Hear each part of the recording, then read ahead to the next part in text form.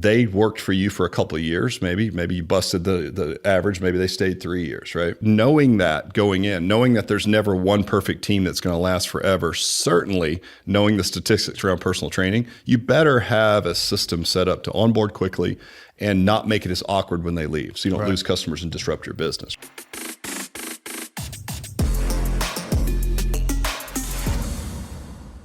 Matt, what's happening? What's going on, Rick? It's good to Not see you, man. a whole lot. Yeah, thanks. Good to see you too. Funny, we work in the same office, never see each other. Yeah, well, you could stop by and say hey every once in a while, Don't gotta be a jerk. Yeah, I'll try. Yeah. I'll try. Okay.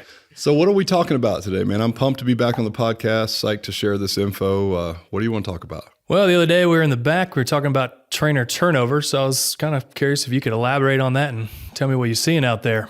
Yeah, for sure. I mean, it's definitely a great topic. I think a lot of our guys that we talk to have challenges with that. So I think here's the best way to describe that. So there's a concept that I came across a few years ago in one of my business coaching groups, and the concept was called rivers and ponds, right? And basically what we were talking about was you either have a business that resembles a river or a business that resembles a pond. So if you think about a river, right, in this context, you've got someone jumps in the river, like jumps into your business, and for a minute, and then they're going to jump back into the river and flow on and disappear, right? So that would be someone that's a short-term employee, right? Whereas a pond is a type of business structure where people come, they jump in the pond, and they stay forever, right? And if you look at the two concepts, they each have their challenges, right? If you look at a pond as an example, it's great if you get people to come and stay forever, right? Except that you have to then refresh the water every now and then and put more nutrients in it, right? Or it's going to get stale and stagnant, right? Whereas a river, the biggest challenge is it's always flowing by. People hop out, hop into your business for a year or two, and then they're gone.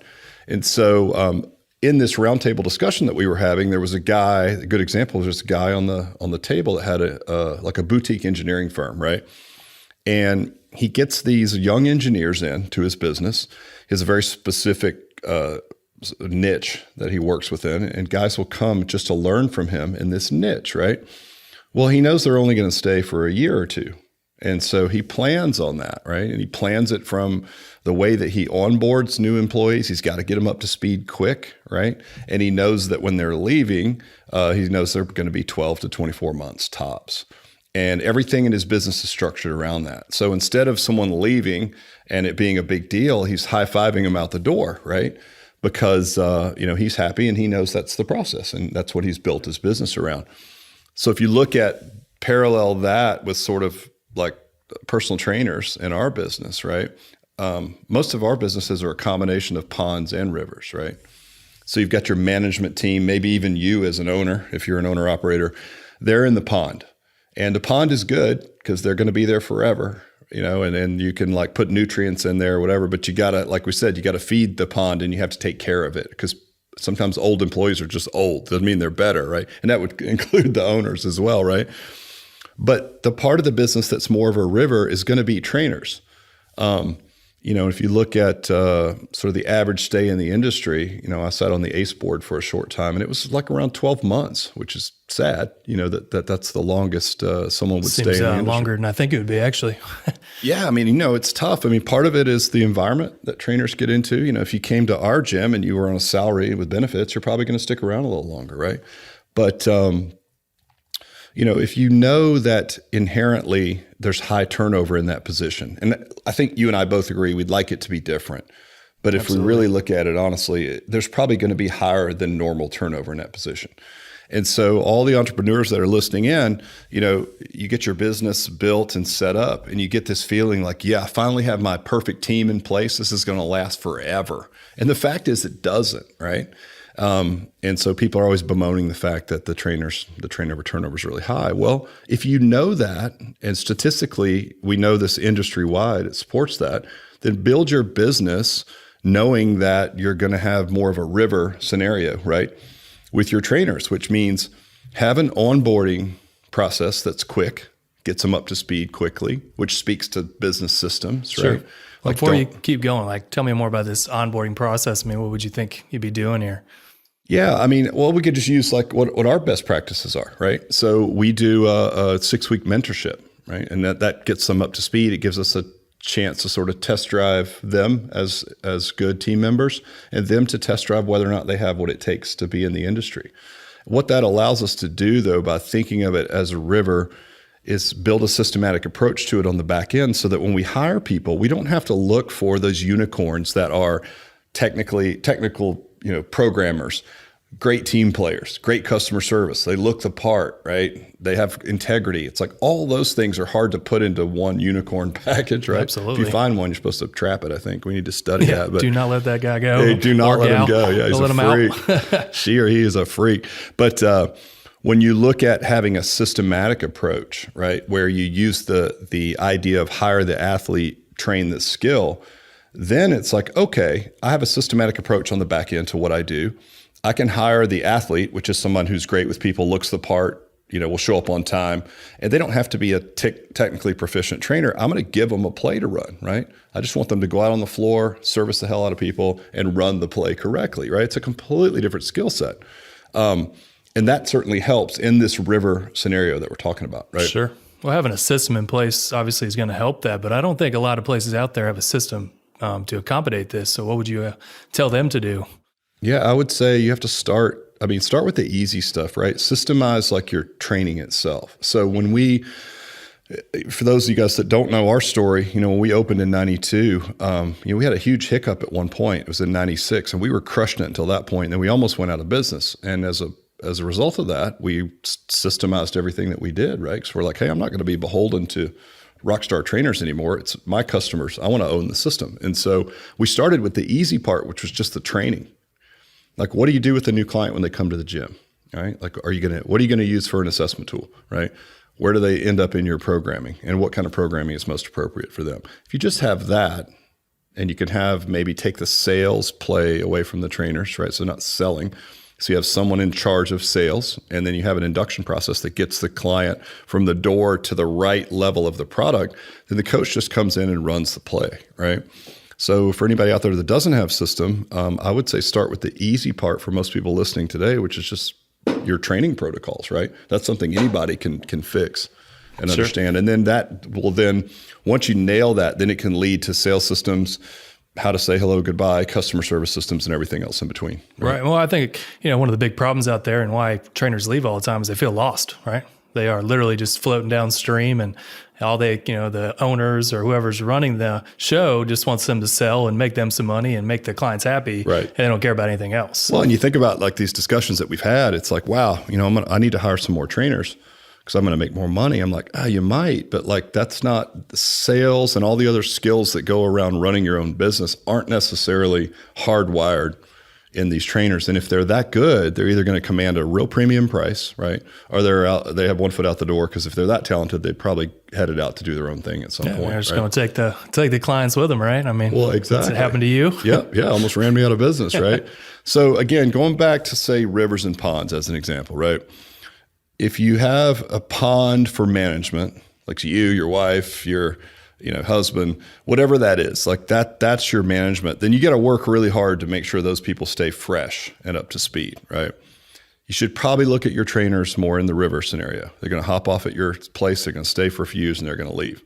And if you know that going in and you have a systematic approach, when they leave, which is always an interesting situation, right? Because you're like, man, if this trainer leaves, I'm screwed. I'm going to lose my customers. Everybody loves them. But if you brought them in with both of you knowing that you're in this river scenario, or that they're only going to stay for a certain amount of time, then when they're leaving on their exit, they knew they were exiting. They came to you for a specific purpose. You taught them how to be a great coach. You taught them program design. Hopefully you had them sign a non-solicit or non-compete, whatever your state says. And then when they leave, you should literally be high-fiving them on the way out the door, because you did your part. They worked for you for a couple of years, maybe you busted the average. Maybe they stayed 3 years, right? But you have to set knowing that going in, knowing that there's never one perfect team that's going to last forever. Certainly knowing the statistics around personal training, you better have a system set up to onboard quickly and not make it as awkward when they leave, so you don't lose customers and disrupt your business, right? Absolutely. So, I guess a final point on that, Matt, would be when we look at this rivers and ponds, and this is something we adopted a while back, it's not a bad idea when you bring on a coach or a trainer to your business to have a discussion at the point of hiring them for how long they're probably going to last in your business, right? So, we obviously retain people longer than most because we pay well and we've just got a really good structure. So it's easy to plug and play. I would say even in our business, if you haven't leveled up and found other functions in the business, like ways to drive revenue, or maybe loan yourself over to our licensing now franchising part of the business, 5 years is probably it, right? So we sit down with a new hire, that's the discussion. Like, hey, we're going to work with you, but if you haven't done anything else and found other ways to produce revenue or moved into different realms of the business, 5 years is it. And you might have a rare individual that can stay motivated doing the same thing with that sort of ceiling, right? Sure. More than 5 years. That's going to be really rare. So I would say have that discussion early on with your employees. Let them know, hey, 5 years is the max. If you haven't moved anywhere within the company in 5 years, or if I don't have anywhere to place you, I'm going to talk to some friends of mine in the industry and I'm going to try to move you into a position that makes more sense. But you can't be here. And when you do that, then you're congratulating them on your private Facebook page and high-fiving them, right? You're not necessarily saying, oh, this person left and it's really awkward because they've been here 17 years. I mean, that's just not normal. Well, it shouldn't be a negative thing anyway, right? I mean, everybody views it breaking up or whatever. It shouldn't be that way. And it actually should be in all the check-ins and everything, should see, what their new goals are, because those are constantly changing, and if they're any help, and that just makes a better work environment. Yeah, exactly. I mean, listen, I'm here to help people grow. I mean, I had a lot of people giving me a hand up when I was starting out. So for me to bring on someone who's a brand new coach here, teach them the ropes, have them move on. I mean, stories. We've got folks that did internships here that I got jobs with friends of mine that own gyms that now own those gyms that purchased them from those really owners, cool. Right? So yeah, man, that's cool. But all the while knowing that's my end game because I understand this rivers and ponds scenario. So I'm not rubbed the wrong way or I'm not butthurt when I have somebody that leaves. I know they're leaving the day they start with me, right? And they know that as well. And so that takes all that tension away, allows us both to work towards a common goal. And in the interim, I get really good work out of someone, a really focused amount of work because we know there's a finite time limit to that. And if they could stay on the team and do something else, great. If not, then I'll help them find something else that they want. Sure. I really will. Well, that's absolutely good advice. I mean, there's not many places that fortunate to be franchising out and there's lots of other responsibilities and things pop up. If you're just solely a gym, I mean, you're going to get a little stagnant there if you're there for 5+ years. So I'll tell you that, and you've seen this as well, and certainly some of our listeners understand that just because someone's been there for a long time doesn't mean they're good. And sometimes that really works against you. You've got this old school trainer who's out there, maybe doesn't adopt any new ideas. They're cutting corners. They just don't have the juice. And I mean, hell, you did it. I coached for 10 years from 6 a.m. to 9 p.m. You did it when you started here. It's not an easy thing to do, No. It's easy to show up, right? Okay, level 1, just show up to work. Great. But to do that, to level up to level 2 or whatever that is, which means show up and do it with a smile and conviction and energy every single day. That takes some juice and it takes some real concentration. I think we underestimate how hard that can be. I don't think somebody can maintain that juice as a full-time coach for more than 5 years unless they're in their own business or doing it solely for their own benefit. So just makes sense. Absolutely. Yeah, so that's it, man. Rivers and ponds. Listen, guys, I highly suggest you look at your business through that lens. I hope that helps, and we'll see you guys next time. All right, thank you.